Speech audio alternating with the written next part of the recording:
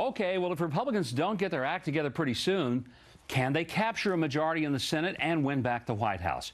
Joining me now is Sean Spicer, Communications Director for the Republican National Committee, Dana Loesch, who is a talk radio host and Tea Party activist, and Matt Welch, who's editor-in-chief of Reason, and he's also author of the book, The Declaration of Independence, How Libertarianism Politics Can Fix What's Wrong with America.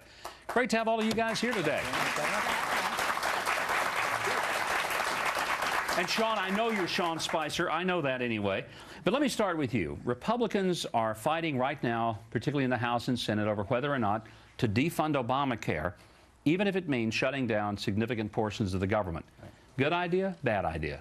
I think in general it's a good idea. Our party is united as far as getting rid of Obamacare. We recognize the fact that more Americans are losing their health care, costs are going up, and the problems continue with the implementation of Obama. What I think we have a robust difference on is the tactic on how to make that happen. Some people believe that we can defund it through the continuing resolution process. Some people believe that you're not able to do that because of the way that the funding is structured in terms of mandatory spending. I think if we can get resolution that it can be done, I think most Republicans agree that we should defund it. But there's a healthy debate as to what is the most effective way to do it. And that's where the breakdown occurs. Everyone wants to get to the same place.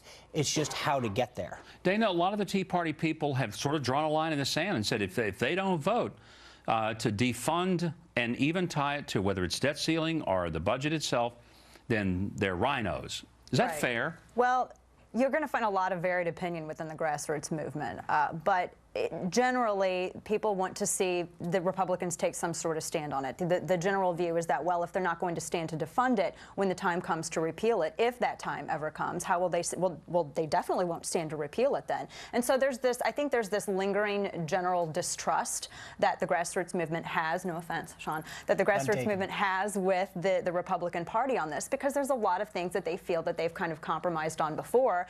And whenever it comes the discussion of compromise in Washington, D.C., it's always, it seems, Republicans who have to give up the most. Democrats have to give up the least. So I think they're trying to fight that. Is that because the Republicans only have one half of the House? I mean, they've got the House, but they don't have the Senate. They don't have the White House. I mean, the fact is, you know, you got to own all the moving parts if you want to call the shots, right? Elections have consequences, and that's why when I hear some individuals, and they do, I mean, we had 3 million Republicans that just didn't go out and vote this election. I mean, we lost swing states by just a couple of 100,000 votes. Those were votes that we could have gotten. We could have won those states.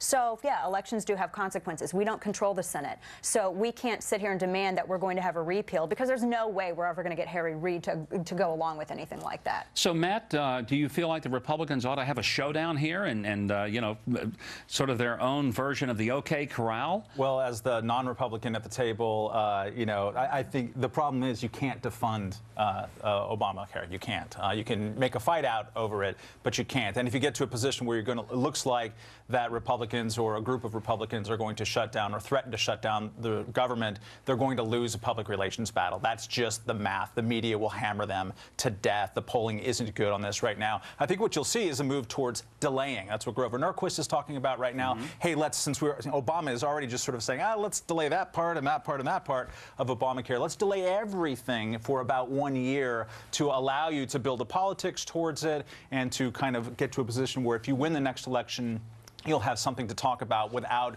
going to this precipice of shutting down government. And I don't know that a lot of people would be opposed entirely to that sort, because it seems like an Overton window kind of approach to me. Let's propose you know, just burning it down, so to speak, you know, not literally. And then if we can't get that, what best tactic helps us to at least move the ball a little bit further down the field to our advantage? You've seen the House under Speaker Boehner vote 40 times to defund or delay Obamacare. The commitment is there, but as Dana pointed out, and Matt and you, we have one House of one branch. We're doing everything that we can. I think if we want to do this, we need more pieces, as you put it. Let's get out in this next election, get us a Republican Senate, and start to take another piece off the board. The commitment and the will is there. We just need the ability to make it happen. But if the Republicans implode over this, I mean, if they really get to the place where they start calling each other names, like you're not a real Republican, you don't have any guts, you don't have any courage, that's always going to happen. Then yeah, but I know, but doesn't that affect our ability to win win, get the Senate back next year? Not necessarily. You don't think it does? I think that being perceived as aggressive is what's going to hurt us and not getting back the Senate. I mean, we are statistically, that could happen. I mean, you even have Nate Silver saying that it could happen, which I don't generally want to, but he's right on this. Yeah. I mean, he is.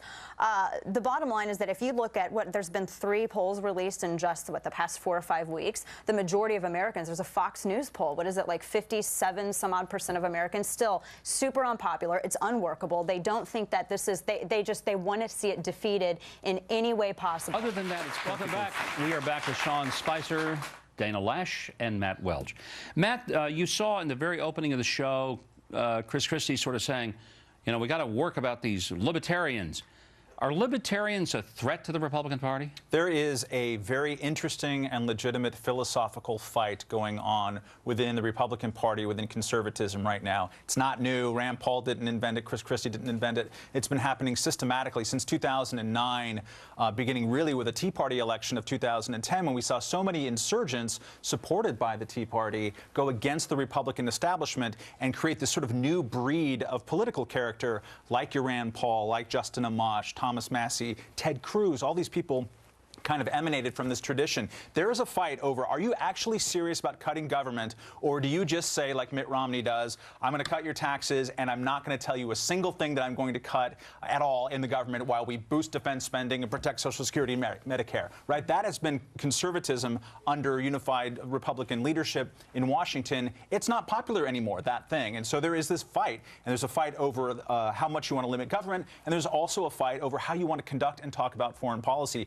Those are legitimate, huge differences of opinion. Republicans got to fight it out. But, Sean, let me ask you, is that an issue that Republicans are fighting about? Or, I mean, the Libertarians do have a party. There is a Libertarian Party. They have presidential candidates. Should there be a point at which to say, look, if you want to be a Libertarian, there's a Libertarian Party, and that's where that discussion belongs? Of course, there is a separate party for it, but I think there is a strong home for these people in the Republican Party. We are a party that generally comes together on lower government, less regulations, lower taxes. So a lot of the issues that libertarians fight for, those principles, there's a huge home for them in the Republican Party. They make us a better party. They have helped us win elections, and I think that we would welcome more and more of them. And I think that debate is a healthy one to have within the party. It gets a little rough, though, when the primaries end up becoming mirror, mirror on the wall, who's the most conservative of them all. And, you know, the fact is there may be a slight bit of difference between a Republican and another Republican, right, but the damage done among Republicans sometimes makes it hard to win the general election. So, Dana, how do we overcome a healthy, robust debate without destroying each other in a circular firing squad? That's a great question. And as neither a Libertarian nor a Republican, and definitely not a Democrat, I mean, there are a lot of grassroots So what folks. are you doing? My tactic, my strategy is to vote, and I think this goes for a lot of grassroots, is to vote for the most conservative candidate, the most limited government, most fiscally responsible candidate who can win in a race, because in order to storm the castle, you have to kick your foot in the door. So that's sort of the strategy that I look at. In terms of the fighting between the Libertarian faction and the Republican faction, I love the Libertarian uprising because I think it's helping prevent the word conservative from being co-opted. But at the same time, we're never all going to agree 100% on everything. That's never going to happen. I would rather try to accomplish the 80% on which we agree, and then we can fight like crazy over the 20% after we've won on that 80%. That's what we need to be telling individuals, because the 20%, that can wait, but this 80%, that's what the country is going to live and die on. That's what's going to be deciding the future for our children. Sean, would you do me a favor? Please tell Reince Priebus that I agree and appreciate the stand he's taken, that if networks are not going to have a fair moderator to moderate the debates, and if they're not going to run these puff pieces on Democratic candidates, then the RNC is not going to send the Republican candidates out there. Having been a part of that in 2008 with people like Chris Matthews, who is about as non-partial as me, it is absurd to think, I mean, if they ask me to moderate a Democrat debate, then fine, let Matthews moderate a Republican debate. That ain't going to happen. Listen, thanks all of you. Wish we had a whole lot more time.